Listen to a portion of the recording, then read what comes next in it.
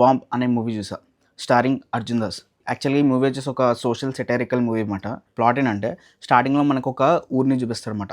ఈ ఊర్లో ఉన్న జనాలేంటంటే ఒక కొండని వాళ్ళ దేవుడి కింద భావిస్తూ ఉంటారనమాట. కట్ చేస్తే ఒకరోజు ఆ కొండ మీద నుంచి ఒక రాయి అనేది కింద పడి అది 2 ముక్కల కింద సెపరేట్ అవుతదనమాట. ఈ 2 ముక్కల్ని 2 దేవుళ్ళ కింద భావించి మా దేవుడు గొప్ప అంటే మా దేవుడు గొప్ప అని చెప్పి వీళ్ళేం చేస్తారంటే ఒక ఊరిని కాస్త 2 ఊర్ల కింద స్ప్లిట్ చేస్తారు. వీళ్ళు ఓన్లీ కొట్టుకోవడంలోనే ఉంటారు. డెవలప్‌మెంట్ గానీ మిగతావన్నీ ఆగిపోతాయన్నమాట.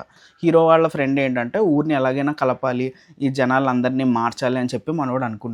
ఇలా అనుకునే క్రమంలో ఏమవుతదంటే మనోడు ఏం చేయలేక బాధపడి ఒకరోజు పడిపోతాడు. చెక్ చేస్తే మనోడు చనిపోయారని చెప్తాడు. కానీ ట్విస్ట్ ఏంటంటే మనోడు అలా పడుకోనుండి బాంబులనేవి వేస్తూ ఉంటాడనమాట. అందుకే మూవీకి ఆ టైటిల్ బాంబ్ అనేది పెట్టారనమాట. ఇక్కడి నుంచి మనకు అసలైన స్టోరీ అనేది స్టార్ట్ అవుద్దన్నమాట. ఆ పడిపోయిన వాడు ఈ 2 ఊర్లకి దేవుడి కింద ఎలా మారాడు? అండ్ ఈ 2 ఊర్లు కలిసాయా లేవా? వాడు నిజంగానే చనిపోయాడా? లేకపోతే వాడు లోపలికి నిజంగానే ఏదైనా దేవుడు ఆవహించాడా?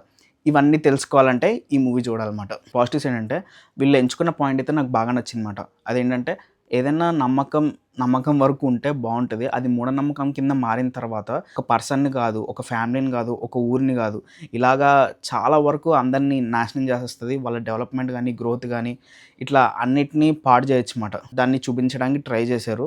అదైతే బావుంది. ఆ తెలుగు డబ్బింగ్ అయితే నాకు సరిగ్గా నచ్చలేదు. అండ్ సెకండ్ వచ్చేసి మ్యూజిక్ ఓకే గానీ సాంగ్స్ అయితే అసలు బాలేవన్నమాట. దాన్ని డబ్ చేసి తెలుగులో పాడారు. ఏదోలా ఉన్నాయి. అస్సలు నచ్చలేదన్నమాట. దానివల్ల కొంచెం డిస్ట్రాక్ట్ అవుతాం, ఫ్లేవర్ పోతుందని నా ఫీలింగ్ వచ్చిందన్నమాట.